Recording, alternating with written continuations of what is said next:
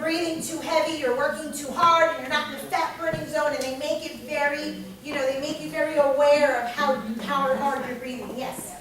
I think also I notice when I feel sick, if I feel like a stomach ache or a headache or like nerves, I do pay attention a lot to my breathing, and I try to slow it down because it starts, how she was saying, it starts getting faster and heavier if I'm not feeling well. Interesting. And if you have fever or if you have a congestion, the first thing to sort of get clogged up is the breath. So a lot of people are annoyed that a simple meditation or a simple mindfulness practice is breathing. But I'm going to show you in just a moment how important paying attention to the breath is. So I want everybody to close their mouth. And I want you to take your thumb, put it on one nostril, your middle finger on the other, and your second finger on the bridge. And make sure to close your mouth. And I want you to hold that. Close your nostrils with your first and third finger and put your second finger on the bridge. And make sure to close your mouth tightly.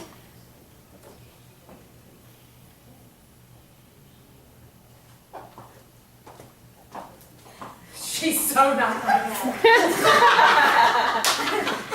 Let them out there do whatever they're doing. Close your mouth. Okay, so Relina's a pro. But even Relina now is like, and Alina's like, okay, enough. And I'm decided to purple. Okay, you're going to turn purple. Eventually, if you withhold the breath, you need to catch the breath. So this is how important the breath is. It's free, it's accessible, it's available, and it is your best friend when it comes to mindfulness. Paying attention. And for those of you who are already doing that practice, this is just practice for you.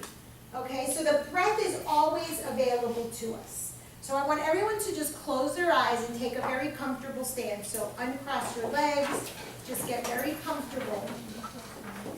Jen's in heaven. I'm hanging out here in his car. And I'm like, I need to put this somewhere. And the other day I'm like, I found the perfect spot. I'm so glad you're inaugurating it. We're the most Absolutely. Absolutely. And there's no right or wrong. And that's another thing. Am I doing it right? Am I doing it wrong? You cannot do this wrong. Okay? So close your eyes. Uncross your legs. Uncross your hands. Get very comfortable. And I want you to just pay attention to the breath. Pay attention to where you're breathing. Is it deep? Is it deep in your chest? Is it lower in your abdomen?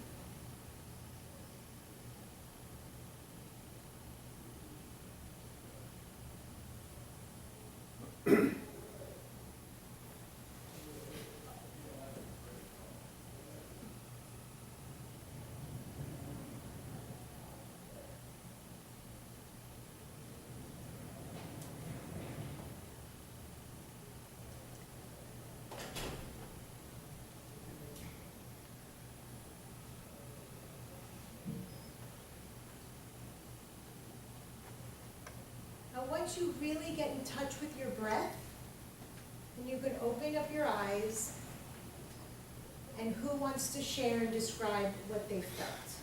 Was it first hard to connect to your breath? No. Okay, it was easy? Okay. Yes. I feel relaxed. Okay, and where did you feel it in your body?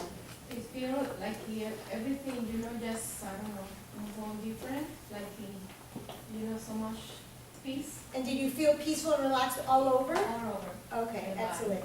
Where did you feel it? You were so concentrated. I have done it before. Okay, and where did you feel your breath? Like in the abdomen, like near the abdomen. Okay, It's really like focus on that thing. Don't let your mind like Wander? Okay, who else? I'm super anxious. I did feel anxious. Okay, why do you feel anxious? I don't know, but I can hear my heart in my ears. I was so relaxed. I saw you and Joel super relaxed. Barbara, I do kind of feel like my heart kind of beats faster. she was fidgety. She couldn't. Like, Something strange. I felt I was here. Yeah. Okay, interesting. So you couldn't really get into your body. No, I was up here somewhere. Okay, so that's what we call dissociated. Oh, Lord. Dissociated from the body. Oh, Lord. So how many of you are concerned with intellect, rational thinking, knowing? You define yourself perhaps, we're teachers, we're in an education setting, so this is something that's important to us. Very, very common that people in this sort of environment are much more heady than they are physical and body. So that's not uncommon, but this is one of the things that can help because it's to get you out of your head and into the form. Yes, Larry? I actually felt like I was trying to control my breathing instead of just flowing with my breathing. Yeah, Okay. I kind of felt like I was out of breath in a So weird way. I could like, tell yeah, that my breathing was like shorter. Yeah. And I was trying to just analyze the breathing. I was like, okay, I'm controlling it instead of just relaxing and just let me just. And look at the words, control and analyze. Control and analyze, very rational in terms of the thought process. So that's again very heady, and we have to learn to get into our bodies. The mind dictates the body. And when we're stuck here and we're not able to just let things flow, things don't flow naturally in our lives. Like I felt when I was breathing, like I was breathing in, so I will follow my breathing to my abdomen, but then I will go up here. I'll go straight right back up to my back. Okay, but did you go the whole head to toe or just went right to the head? No, like down and then up again. Okay, but you were focused on staying here. Yeah. Oh my God, mine's up in the chest. Yeah, that's what I'm saying. And I kind of felt like, So now I'm gonna give everybody, or Adriana's gonna give everybody a drop of oil. And I want you, this is Elaine, and I want you to rub your hands together. Breathe it in, close your eyes, breathe it in, and we're gonna do another breathing activity, but with the help of the oil. And we have tools, there's no reason why we can't use these things. And then we're gonna do a deep abdominal breathing. That should help you get into the body. rubbed it?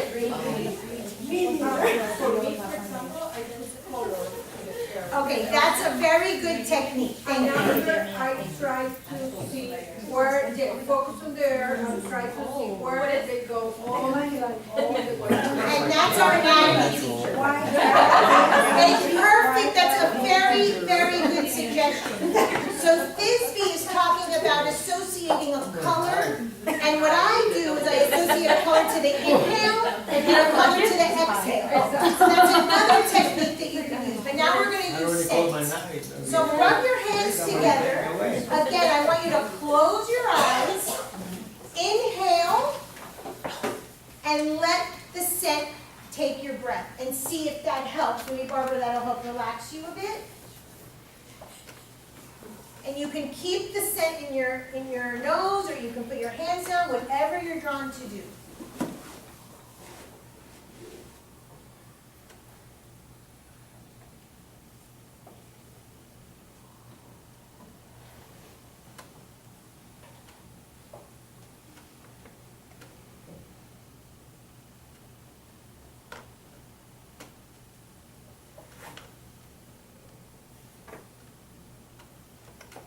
Okay, and once you have focus on your breath, you can open up your eyes again.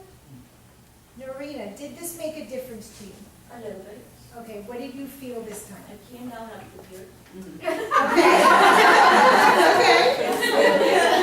I noticed you had difficulty closing your eyes. They just open by themselves, I don't know why. Okay. Do you think it's a control thing? Do you think it's a control thing? Oh, I think I'm worrying about some appointments right after this, I don't wanna miss any. So she's not here. Yeah. Those are usually telltale signs. It's okay, I'm just picking on you Okay. because I noticed, I'm observing what you guys I are know doing that. as you're doing it. Someone over here said that the set made a difference. Joel, what happened to you with the scent? I can feel the airway going all the way to my stomach. It's like a Yeah, guide. like more like. It's like a guide.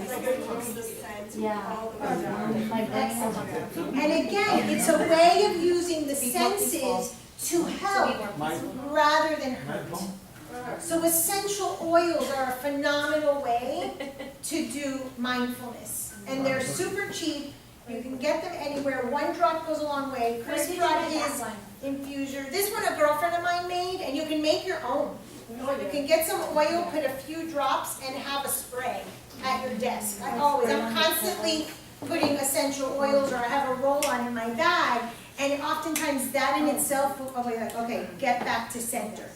So we want to use tools, especially in a stressful life like we have. It's not always that easy to just focus on our breath. So we can use other tools. Yes? What would you say to go to sleep is the best essential oil? Like if you talk about Lavender is insomnia. very good. Any of those that are calming. Sandalwood is phenomenal.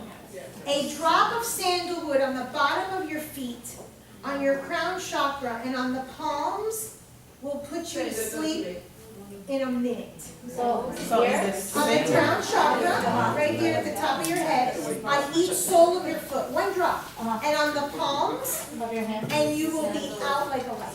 sandalwood. Sandalwood, yes. It's a little pricey, but it goes a Oh, long it goes a way. long way, yeah. Okay, so I want to do one more breathing exercise, which is a deep abdominal breathing. So I want you to put your right hand on your belly. So before we close our eyes, what I want everyone to do is I want everyone to push out their belly, like Santa, and then bring it all the way in.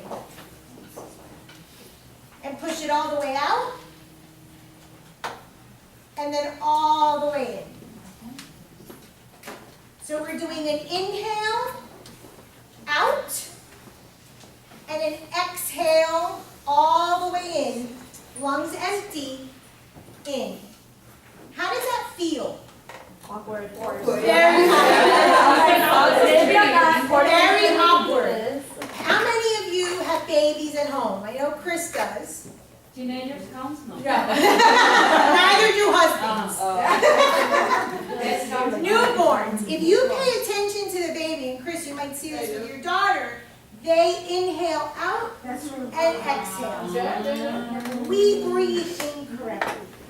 So let's take a moment. I want everyone to close their eyes. Keep your hands on your abdomen and bring the breath all the way out, and then exhale all the way in.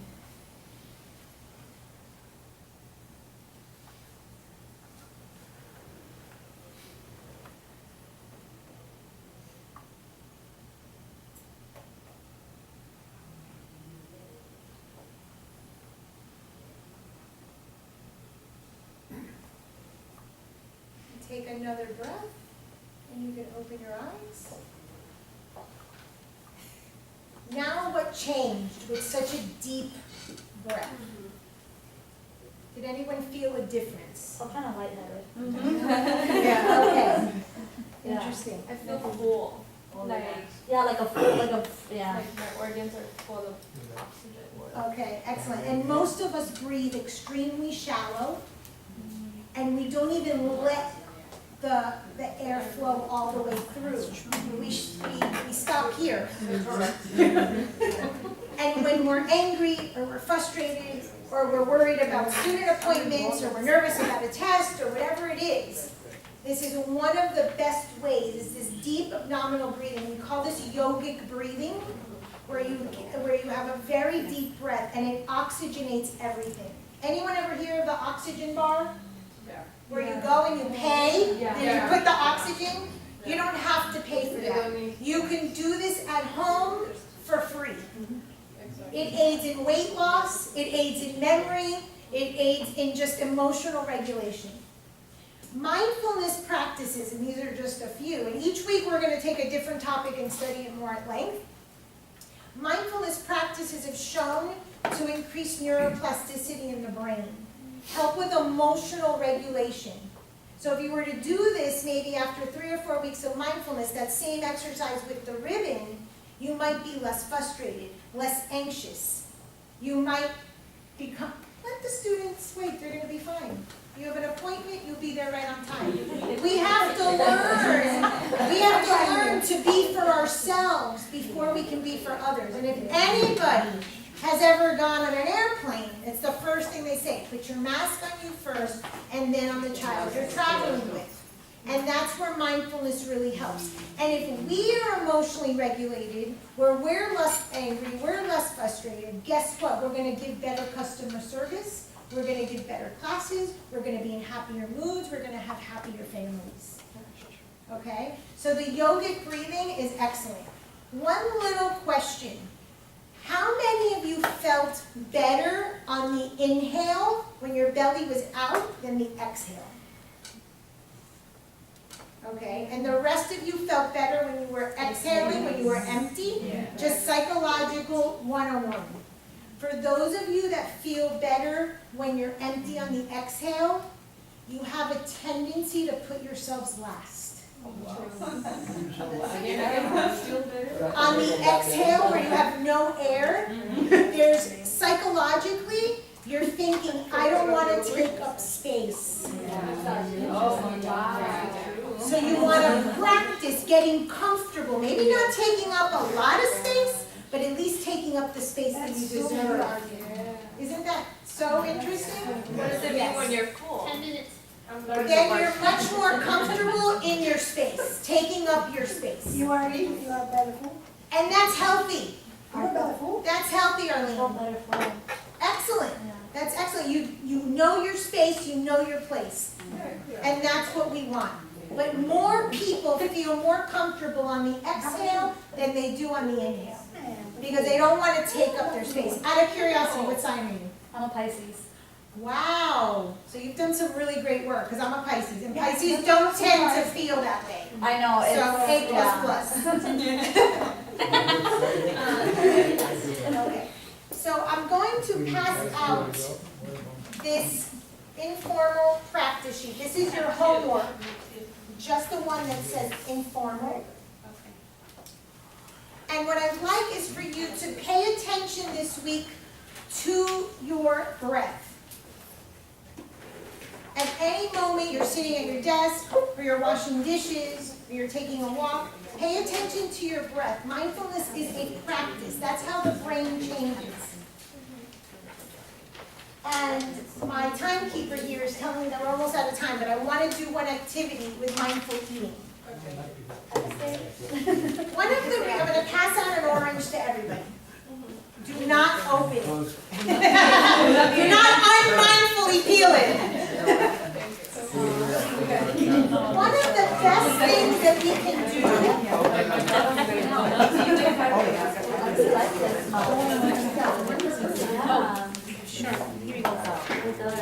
One of the best things that we can do is learn to eat mindfully. So behind the scenes, Luciana sends an email and says, everybody has to come to the faculty staff meeting, bring your lunch to the mindfulness workshop. And I'm like, no, absolutely not.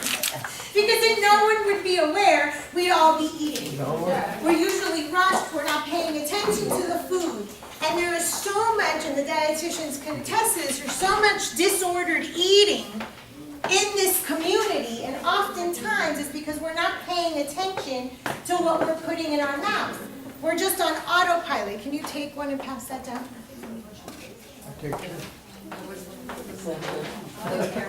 So we're going to just do a brief mindful activity with a piece of fruit.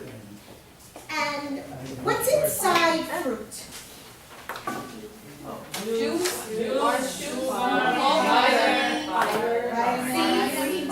Who said seeds? Seeds.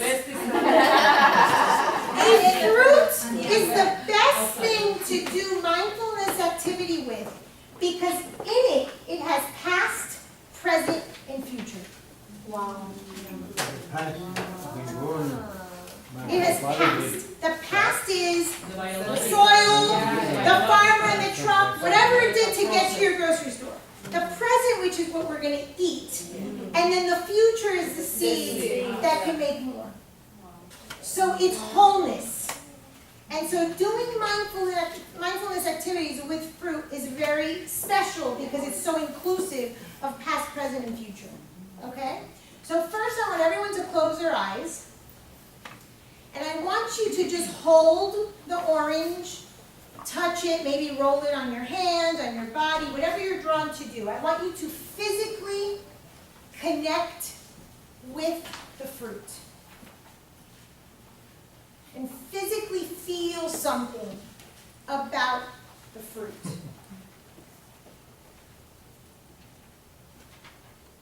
What is the physical sensation when it's in your hands?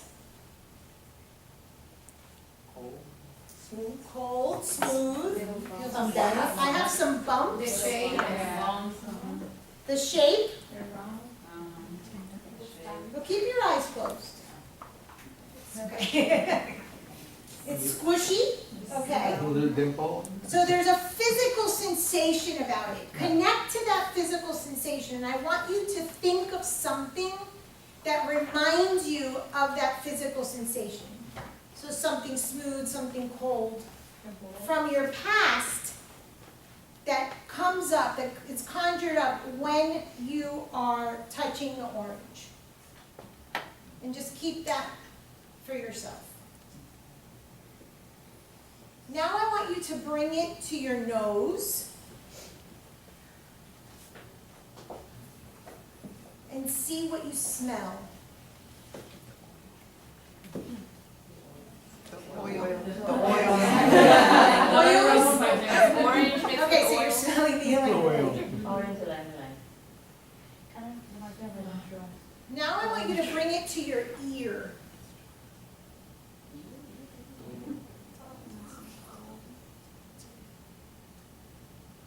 Do you hear something? Is it squishy?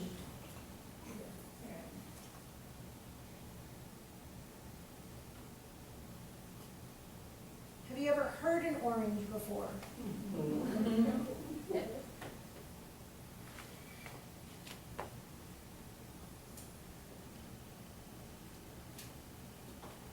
And now with your eyes closed, don't cheat, I want you to peel it open. First, take off one little strip.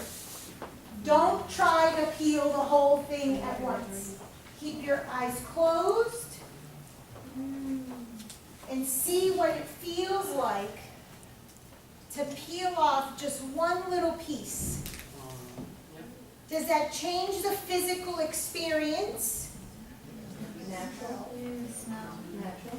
Does it change the smelling experience? Do you hear something different? Think of the orange being revealed to you. It's letting you get to know it. The room just smells wonderful.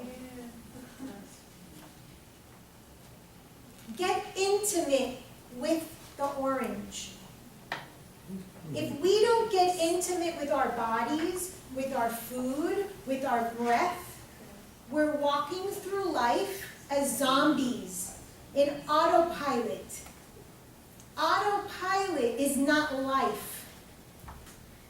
Get intimate with the orange. If you have the sensation that you want to continue peeling it, continue peeling it.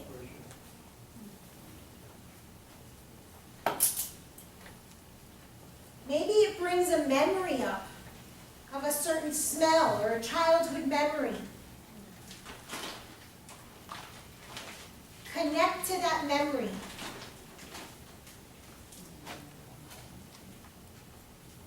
Keep your eyes closed. Get intimate with the orange.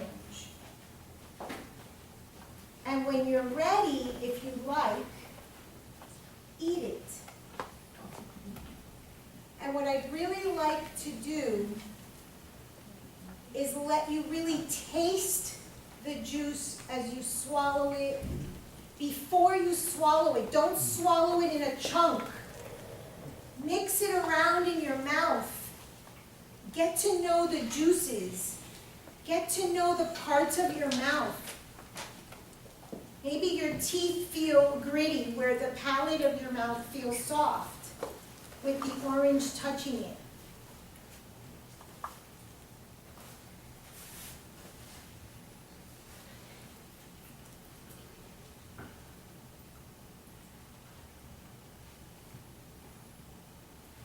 And when you feel that you've gotten really intimate with the orange, open your mouth, open your eyes. Don't rush.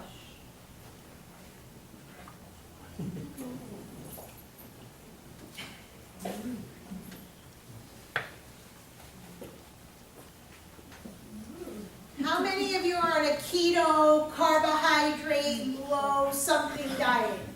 You're trying, okay?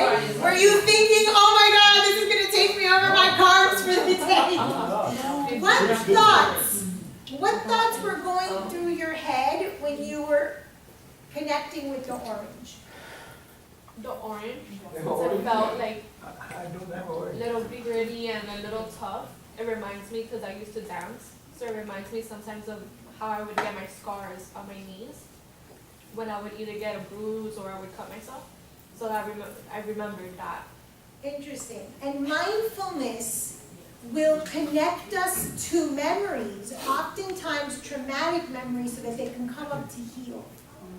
If we actually slow down and do more mindfulness practices, we're going to become so much more aware of what's really hidden within us, what's sort of tied up in our emotional memory, that we can heal some traumas. And maybe that was a very positive experience for you, and it conjured up some really happy memories. Everything has to do with the years 0 to 7, or in my belief system, the moment we're conceived to 7 years old. So when we stop and we slow down and we pay attention to everything that's going on, we can really connect back to those happy moments and heal those unhappy ones. Claire's? For some reason, like what came to mind was like, I guess it's a circle, but you know, because it was flatter, it's not like a circle. So all I did was like spinning, like it, just something about wheels, something about spinning, just kept on coming, and I couldn't really associate, but it was like a non-stop. So I literally just held it, and I was just like, you know those little fidget things that people. Yeah. So all I did was just spin it, and only us. That's all I came to. As if I'm always on the run, or it's always like, non-stop. Okay, and that's your personal anecdote to it. I'm constantly going run, run, run. It's a wheel, it's going to be my car, it's going to keep me going, whatever it is. But symbolically, the shape of a circle represents spirit. How many of you can see your spirit? We don't see it. We know it's there. We feel it. Circle and circular shapes connect us to our spirit. Yes. I feel like I mainly feel my spirit is when I'm hurting or when I'm sad or emotional. When I'm happy, I feel like I don't really pay attention to it as much. I feel like my brain is so distracted that I only notice that like my spirit is when I'm down. Okay. And what a shame, and that's very Piscean, just FYI. Yeah, that's also like, such a Pisces. What a shame to go through life only connecting to painful experience and distracting yourself from happy things. But the circular shape, that would be a good thing for you, to have maybe either draw doodle circles or have something circular nearby to constantly have a reminder of your spirit. The cross is representative of the matter, and think of the bone structure. So things that are more linear are more material. They have more to do with the body. And our entire journey, we don't know anything. None of us know why we're here. We don't know our purpose. We don't know the meaning. We don't know. We think we know. We have speculations. But we can know one thing. We are spirit and we are matter. And our job is to balance both. And mindfulness helps us to balance both the spirit and the matter. To connect to both that sensory part of us as much as that spiritual part of us. Who heard something? When we started this, when we were peeling. Okay, so you heard it when you were peeling. What did you hear? Tearing.